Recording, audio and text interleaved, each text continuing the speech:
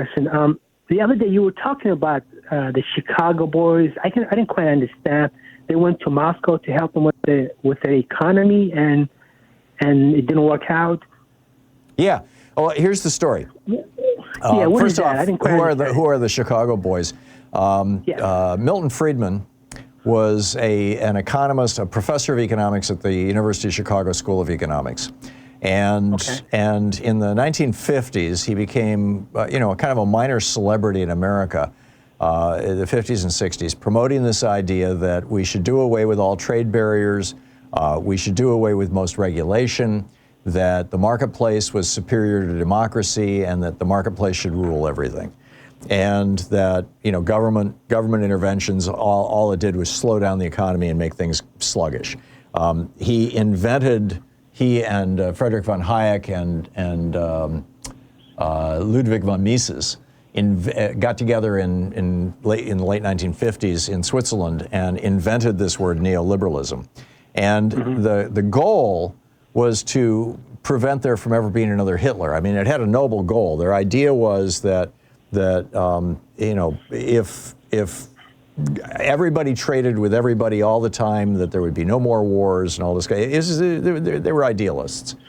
And so anyhow, when Russia fell in 1991, I think it was, or began the fall, the Russian government had to make a choice. And by the way, around the same time, the Chinese government was making a choice. I wrote, there's several chapters about this in my book, The Hidden History of Neoliberalism, by the way, if you want all the references and all the details.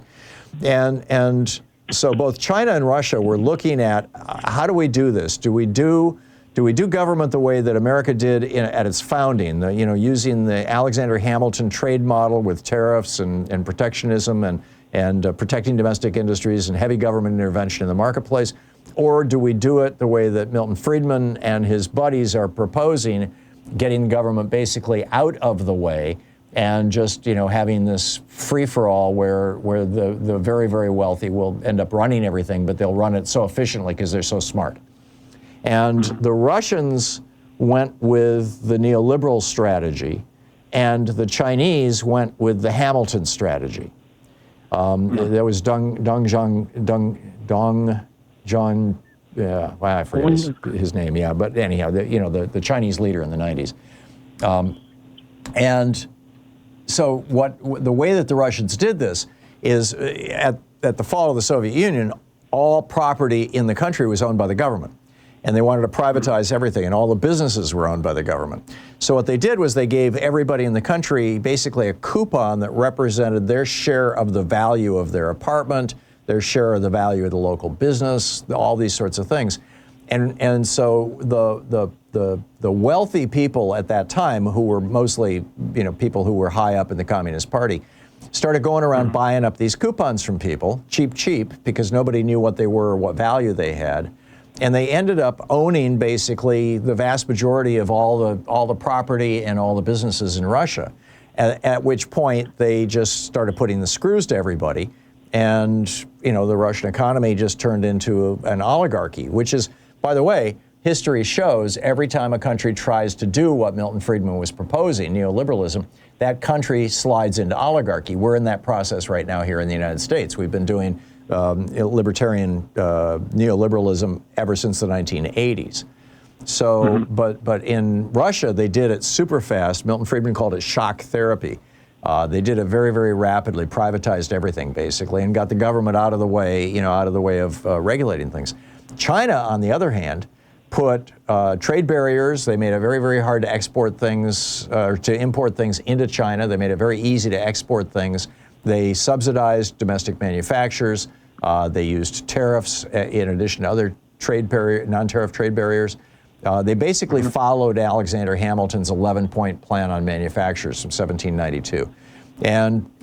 He proposed it in 1790, it was implemented in 1792 by Congress. Sure. And so the result was, China became prosperous just like the United States did in the years running up to 1981. And Russia became impoverished and turned into an oligarchy, just like the United States has since 1980. Yeah. And the last question, Tom, is there any more John McCain Republican, a Republican who has credibility and still have Jews that can go to Trump and tell him that these policies are affecting everybody, Republican and Democrat. And thank you so much for taking my call. Sure, we'll see. John Kennedy was, the Republican senator from Louisiana, was on Joe Scarborough's show this morning, kind of taking Trump to task gently. Tom Tillis yesterday in a hearing was taking Trump to task, the Republican senator from, I believe, South Carolina, maybe North Carolina, one of the Carolinas. North Carolina. Thank you, Jeremy. And, there's Rand Paul is co-sponsor, and Chuck Grassley have co-sponsored legislation that would take tariff authority away from Trump and give it back to Congress, which is what the Constitution, Article 1, Section 8, the very first paragraph, in fact, says that, only Congress has the power to impose these taxes, duties, excises, and tariffs, et cetera.